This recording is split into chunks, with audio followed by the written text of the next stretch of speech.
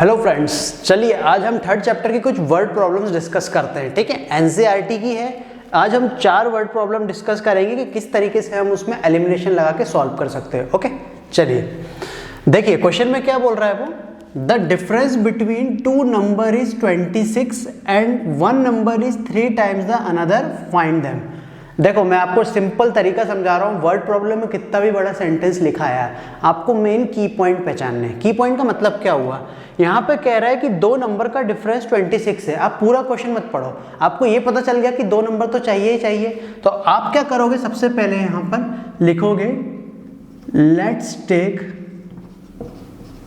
First number be x and second number y। आपने क्या करा, एक नंबर को x मान लिया और एक को क्या करा, y मान लिया। अब कह रहा है कि 2 नंबर के बीच का डिफरेंस 26 है, तो डिफरेंस का मतलब क्या होता है, माइनस। तो आप यहाँ पे क्या करोगे, सीधे लिखोगे x minus y equal to 26। क्यों, पहला नंबर है x, दूसरा नंबर है y, उन दोनों के बीच का डिफरेंस मतलब सब्ट्रैक्ट करें तो हमें कितना मिल रहा है, 26। तो हमने इक्वल में क्या करा, 26 लिख दिया। ओके, ये हो गई हमारी पहली कंडीशन, फर्स्ट इक्वेशन। सेकंड कह रहा है कि 1 number is 3 time the another, मतलब एक नंबर दूसरे का 3 टाइम है।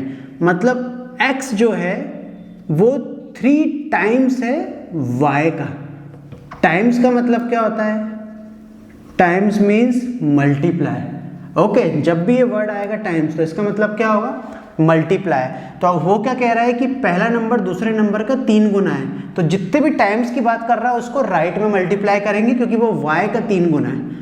इसको थोड़ा सॉल्व करें, इस 3y को उठा के इधर शिफ्ट कर सकते हैं तो ये माइनस में हो जाएगा, इक्वल में कुछ नहीं तो क्या बचेगा, 0। ये हो गई हमारी दूसरी इक्वेशन। अब इसको हम एलिमिनेशन से सॉल्व कर देते हैं ना, चॉइस आपकी, आप किसी भी मेथड से सॉल्व कर सकते हो।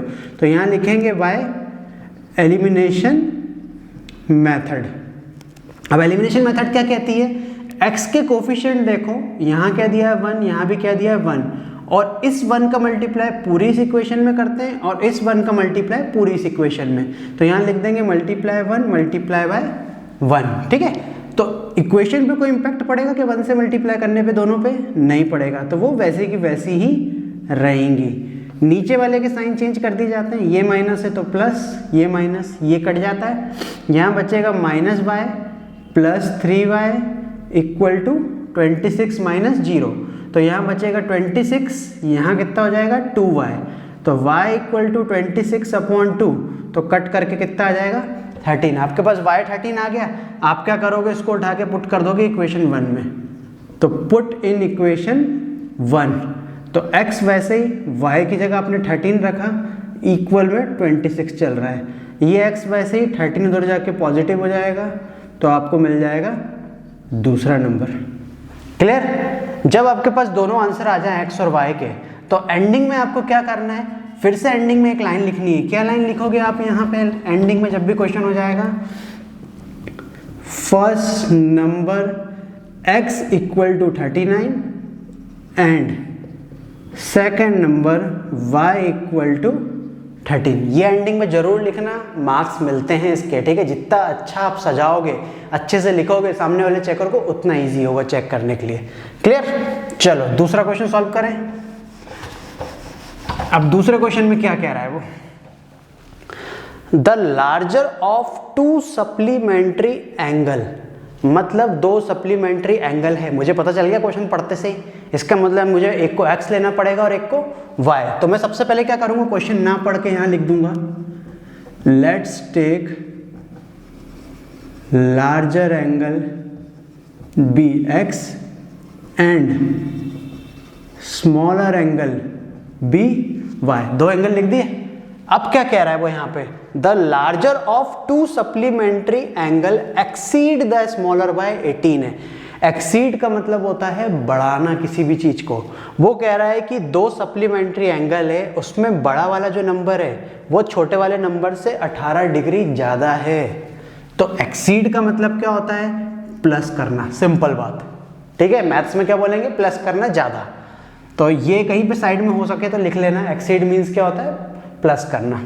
तो यहाँ पे क्या करूंगा अब मैं, यहाँ पे सबसे पहले मैं लिखूंगा लार्जर एंगल और एक तरफ लिख दूंगा मैं क्या, स्मॉलर एंगल। दोनों एंगल की बात कर रहा है, कौन किससे कितना ज़्यादा है वो देखते हैं। लार्जर एंगल 18 डिग्री ज़्यादा है स्मॉल एंगल से, तो मैं स्मॉल एंगल में क्या करूँगा, 18 डिग्री प्लस कर दूंगा। अब आपने लार्ज क्या माना हुआ x, स्मॉल क्या माना है y प्लस 18। इस y को इधर शिफ्ट कर दो तो आपकी एक इक्वेशन बन जाएगी। ठीक है, अब आप बोलोगे कि सर ये दोनों को आपने इक्वल में कैसे लिया। लॉजिक क्या लगाना है, कभी भी दो चीज़ों की बात करेगा ना तो उसको एक दूसरे के बराबर लेना है। फिर आपको कुछ जोड़ने को बोल रहा है या कितना टाइम्स बोला है, फिर उसको इसके साथ आपको इम्प्लीमेंट करना है। ठीक है, उसने बोला था कि 18 ज़्यादा है तो स्मॉलर में 18 प्लस कर दिया। क्लियर, ये पहली इक्वेशन आ गई। अब दूसरी इक्वेशन के लिए तो क्वेश्चन में हिंट ही नहीं है, तो क्या करें भाई, एक हिंट है, सप्लीमेंट्री एंगल। सप्लीमेंट्री एंगल क्या होते हैं, जो क्या बनाते हैं 180 डिग्री। क्या बनाते हैं वो 180 डिग्री। तो x और y दोनों कंबाइन होके कितना डिग्री बनाएंगे 180। इससे बनेगी आपकी दूसरी इक्वेशन। ठीक है, फिर से एलिमिनेशन लगाएं, दोनों के आगे क्या है 1, तो multiply by 1 multiply by 1। Equation वैसे की वैसी रहेंगी, कोई फर्क नहीं पड़ेगा उन पे, साइन चेंज हो जाएंगे। ठीक है, ये कट गया, यहाँ आएगा माइनस बाय 180 माइनस 18 माइनस 180, तो माइनस 2y इक्वल टू कितना हो जाएगा, ये आपके पास माइनस 162। ये कट गया तो y इक्वल टू 162/2 कट करेंगे तो कितना आएगा 81। y आ गया 81। जब y आ गया तो आप इसको क्या करोगे, इक्वेशन 1 में पुट कर दोगे। पुट इन इक्वेशन 1 कौन सी थी आपकी, ये थी, तो 1x वैसे ही माइनस y की जगह 81 इक्वल में 18। x ऐसे ही, ये माइनस का उधर जाके क्या हो जाएगा प्लस, तो ये आ जाएगा 90 डिग्री। ठीक है, तो लास्ट में वही लिख देंगे, लार्जर एंगल 99 डिग्री और स्मॉलर एंगल 81 डिग्री। क्लियर, ठीक, चलो ये हो गई एक और वर्ड प्रॉब्लम। अब आगे बढ़ते हैं नेक्स्ट वर्ड प्रॉब्लम की ओर। ठीक है, देखो अगली वाली बहुत सिंपल है, सारे बच्चे कर लेते हैं। The coach of a cricket team buy 7 bat and 6 ball. मतलब मुझे बॉल और बैट पता चल गए, तो मैं तुरंत क्या लिखूंगा भाई, आगे चल के कहीं ना कहीं बॉल और बैट की बात की होगी, तो मैं लिखूंगा लेट्स टेक द, अब मुझे निकालना क्या है, नंबर ऑफ बॉल निकालनी है, कॉस्ट निकालनी है, तो मैं एंडिंग में पढ़ूंगा। Find the cost of ball and bat, तो मैं क्या करूंगा, यहाँ पे लिखूंगा let's take the cost of a bat ₹X and a ball ₹Y। Clear, क्या कह रहा है वो, एक कोच है क्रिकेट टीम का जिसने 7 बैट और 6 बॉल कितने रुपए की खरीदी, 3800 की। अब तुम समझना यहाँ पे, मान लो एक बैट की कीमत X रुपीस है, तो 7 बैट की कितनी होगी, अब 7 को क्या करोगे X से मल्टीप्लाई करोगे, है ना। जैसे मैंने बोला एक बैट 100 रुपए का आता है, तो 7 बैट कितने के आएंगे, तो आप क्या करोगे 100 को 7 से मल्टीप्लाई कर दोगे। ऐसे ही मेरे पास बैट की कीमत नहीं पता, तो मैं x को क्या करूंगा, इस 7 से मल्टीप्लाई करूंगा, तो यहां लिखूंगा 7x। और उसने क्या खरीदा 6 बॉल, तो मतलब प्लस में 6 इंटू वाई, क्योंकि बॉल खरीदनी है तो उसमें भी तो 6 का मल्टीप्लाई करना पड़ेगा ना कॉस्ट से, और दोनों को प्लस करके उसने कितने रुपए दिए 3800। भाई इन क्वेश्चन को आप ना अपने ऊपर लिया करो, खुद से समझोगे ना कि भाई मैं ये चीज कर रहा हूं तो ज्यादा आसान लगता है। ठीक है, ये होगी एक इक्वेशन। फिर क्या हुआ, later she buy 3 bat and 5 ball for 1750, मतलब 3 बैट मतलब 3x प्लस 5 बॉल मतलब 5y इक्वल टू कितना हुआ 1750। ये होगी पहली इक्वेशन, ये होगी दूसरी इक्वेशन। अब सॉल्व कर दो इसको, 7 का मल्टीप्लाई इसमें हो जाएगा और ये 3 का मल्टीप्लाई इसमें हो जाएगा, तो यहाँ कितना आ जाएगा 7 3 21 18 24 का 2 3 9 10 11, यहाँ पे 3 7 जा 21 5 7 जा 35 1 7 5 0 करते हैं 0 7 5 जा 35 3 7 7 जा 49 2 4 7 4 11। सही किया मल्टीप्लाई, एक बार रीचेक करें 7 5 35 3 7 7 49 50 51 52 का 5 7 एकम 7 8 9 10 11 12, तो यहाँ आ जाएगा 12,250। ठीक है, साइन चेंज कर दें, माइनस माइनस माइनस कट गया, 18y minus 35y equal to, ये लिख दिया माइनस में। ठीक है, इसको माइनस करेंगे तो कितना आएगा 17y, इसको माइनस करोगे तो लगभग कितना आएगा 850। इसको कट करते हैं तो y इक्वल टू 850/17 कट कर दें तो यहाँ कितना आ गया 50। अब ये y आ गया, इसको उठा के पुट कर दो इक्वेशन 1 में, put in equation 1, 7x plus 6 into 50 equal to 3800। 7x वैसे ही इसको मल्टीप्लाई करें तो 300 आएगा, 3800 वैसे ही, अब ये उधर जाके माइनस में हो जाएगा, तो 3800 माइनस 300 कितना बचेगा 3500। अब ये 7 कहाँ आएगा डिवाइड में, इससे इसको कट करें तो कितना आ जाएगा 500। तो ये हमारे पास क्या आ गया, कॉस्ट ऑफ अ बैट, यहाँ लगा दिया रुपीस, और ये हमारे पास क्या आ गया cost of cost of ball था ये, और ये है cost of a bat. Clear? ठीक है, मेन क्या है, ये मेथड मेन नहीं है, ये तो कर लोगे, ये 2 इक्वेशन बनाना मेन है। ये इक्वेशन बनाने आ गई तो कैसा भी क्वेश्चन आ जाए इजी लगेगा। ठीक है, चलो एक क्वेश्चन और समझने की कोशिश करते हैं, चौथे नंबर का। अब जब भी तुम्हारे पास, चलो एक फॉर्मूला लिखवा रहा हूं मैं, किसके लिए, फॉर फिक्स्ड प्राइस। मतलब ये वर्ड अगर कहीं पे मिल गया किसी क्वेश्चन में, ठीक है, सिर्फ वर्ड ढूंढना है, तो आपको फॉर्मूला क्या लगाना है, टोटल फेयर इक्वल टू, ठीक है, fixed charge plus distance into पर किलोमीटर चार्ज। भाई ये फॉर्मूला दिमाग में बैठा लो, जब भी फिक्स्ड प्राइस जैसा कोई क्वेश्चन आता है, फिक्स्ड चार्ज जैसा, यही फॉर्मूला लगेगा। ठीक है, 2 क्वेश्चन है इसी चैप्टर में। ठीक, अभी लगाएंगे कैसे, इसके अकॉर्डिंग मतलब मुझे चाहिए क्या क्या, अब क्वेश्चन पढ़ें एक बार तब समझ आएगा। तो इतनी बड़ी कहानी लिखी हुई है इन्होंने, ठीक है, तो बात लास्ट में किसकी करी एक बार देखें, फाइंड फिक्स्ड चार्ज एंड पर किलोमीटर चार्ज। मतलब मुझे ये पता चल गया कि मुझे स्टार्टिंग में लेट्स टेक फिक्स्ड चार्ज कितना लेना पड़ेगा x, और पर किलोमीटर चार्ज वो कितना लेना पड़ेगा y। क्लियर? अब कैसे करेंगे देखो समझते हैं। A taxi charge in a city consist of a fixed charge together with the charge for distance covered. मतलब एक सिटी है, उसमें एक टैक्सी है, ओला समझते हैं ना, ओला ओवर में ट्रैवल किया होगा। ठीक है, तो उसने बोला है कि वो कहीं ना कहीं कुछ किलोमीटर का फिक्स्ड चार्ज भी लेंगे, और उसके साथ ऐड करके जितने भी किलोमीटर आगे वो चलेगा, सामने वाला ट्रैवल करेगा, पर किलोमीटर चार्ज उसमें प्लस होता जाएगा। ठीक है, for a distance of 10 kilometre, मतलब आपको डिस्टेंस पता चल गया, मतलब इस फॉर्मूले के अकॉर्डिंग क्या पता चल गया, ये डिस्टेंस, चार्ज इज 105, 10 किलोमीटर दूरी उसने तय करी, तो उस पर कितना चार्ज देना पड़ा 105, मतलब टोटल फेयर। तो मैं बनाने की कोशिश करता हूँ, यहाँ लिखता हूँ 105।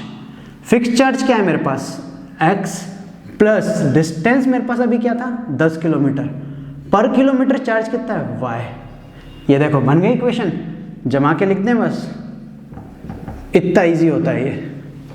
ऐसी दूसरी इक्वेशन बनानी है, for journey of 15 kilometre charge is 155। तो मैं क्या करूंगा, यहां पर क्या लिख दूंगा 155। फिक्स चार्ज में तो कोई चेंज नहीं होगा भाई, फिक्स चार्ज तो कॉमन रहेगा ना। 15 किलोमीटर चाहिए, तो मैं इस 10 की जगह बस क्या कर दूंगा 15। ठीक है, बिल्कुल सिंपल है, एक इक्वेशन का फंडा समझो, दूसरी तो डायरेक्ट बन जाती है।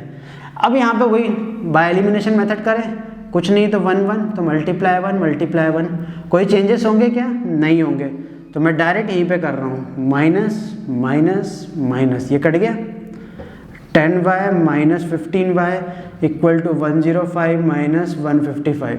तो यहाँ कितना आ जाएगा -5y, यहाँ पे कितना आ जाएगा अपने पास 50, ये कटा तो y कितना आ जाएगा 50/5, काटेंगे तो अपने पास कितना आएगा 10। तो इसका मतलब मेरे पास ये 10 क्या आ गया, क्या माना था मैंने 10 y को पर किलोमीटर चार्ज, तो ये आ गया मेरे पास पर किलोमीटर चार्ज। अब क्या करूं, उठा के पुट करता हूं फर्स्ट इक्वेशन में, पुट इन इक्वेशन 1, तो 10 को उठा के किस में पुट करें, इसमें, इस y की जगह, तो 1x plus 10 into 10 equal to 105।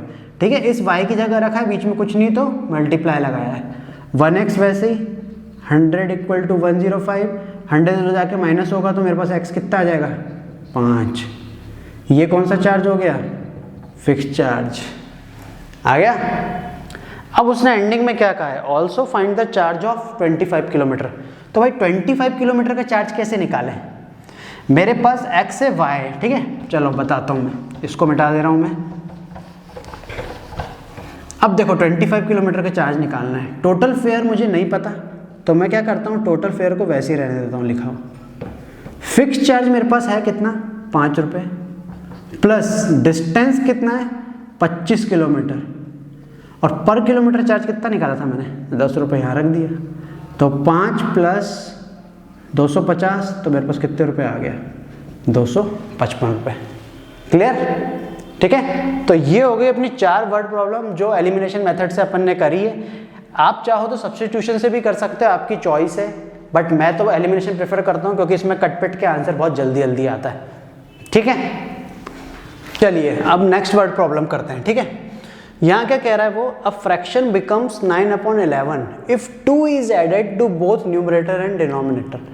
ठीक है, मतलब उसने 2 चीज पे फोकस करा है, न्यूमरेटर और डिनोमिनेटर। ठीक है, अब देखो यहाँ सबसे पहले हमें क्या लिखना है, let's take numerator be x and denominator be y। अब आपको एक चीज पता होना चाहिए कि हम लोग हमेशा फ्रैक्शन को क्या बोलते हैं, न्यूमरेटर अपॉन डिनोमिनेटर, यही होता है। तो इसका मतलब न्यूमरेटर x और डिनोमिनेटर y, तो क्या बन गया x अपॉन y। क्लियर। अब कह रहा है कि एक फ्रैक्शन 9/11 बन जाता है जब 2 को ऐड कर देते हैं न्यूमरेटर और डिनोमिनेटर में। तो हम क्या करते हैं, यहाँ पे पहले ना x अपॉन ऐसे y लिख लेते हैं, बड़ा सा डिवाइड बनाते हैं। वो कह रहा है दोनों में 2 ऐड करो, दोनों में 2 ऐड करा तो ये बन कितना गया 9/11, तो जो बन जाता है उसको हमेशा इक्वल में लिखा जाता है। क्लियर। अब यहाँ से क्रॉस मल्टीप्लाई, ये 11 इधर जाएगा मल्टीप्लाई में, और ये y+2 उधर जाएगा मल्टीप्लाई में। ये ध्यान से समझना, ठीक है, ये क्रॉस मल्टीप्लाई मोस्टली बच्चे गलत करते हैं।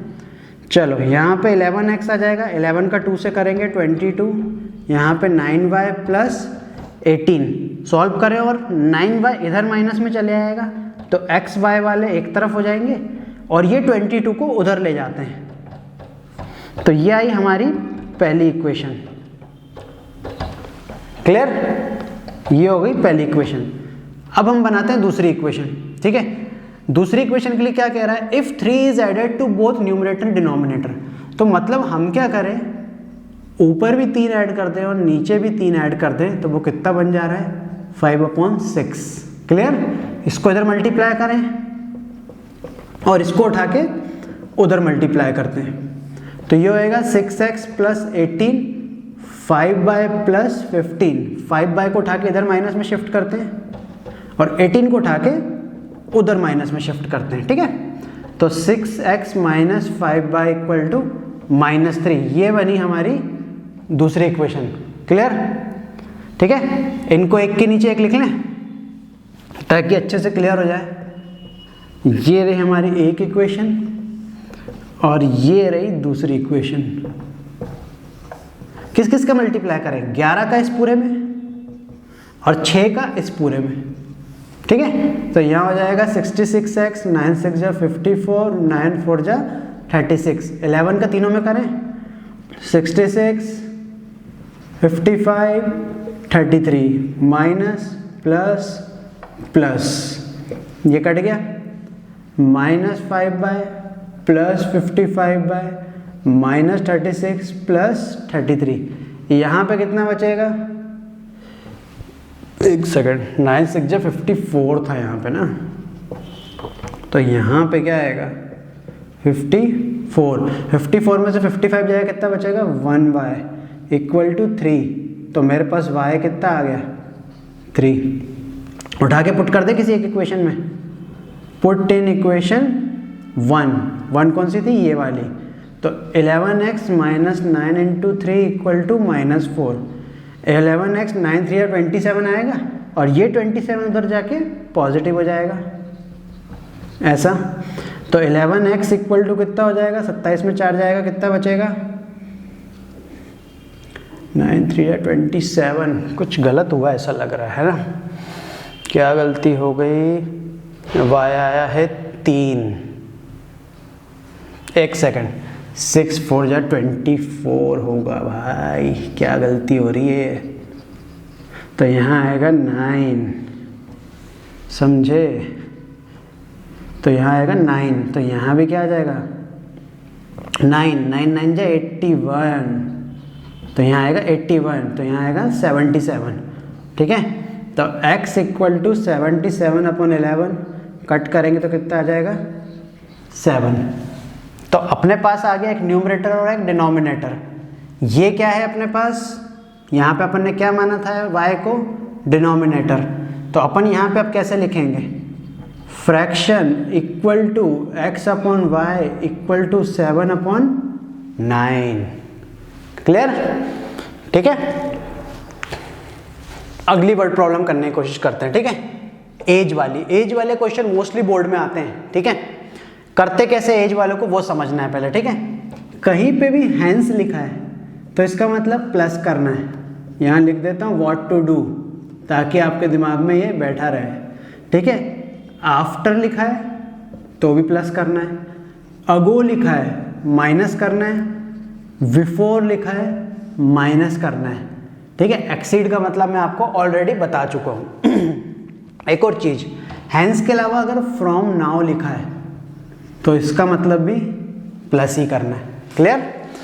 देखो अब यहाँ पे बात करते हैं क्या बोला है, 5 years hence the age of Jacob will be 3 times of his son, मतलब एक पर्सन जैकब है और एक कौन है, उसका बेटा। तो हमें क्या करना पड़ेगा, यहाँ पे सबसे पहले क्या लिखना पड़ेगा, let's take the age of Jacob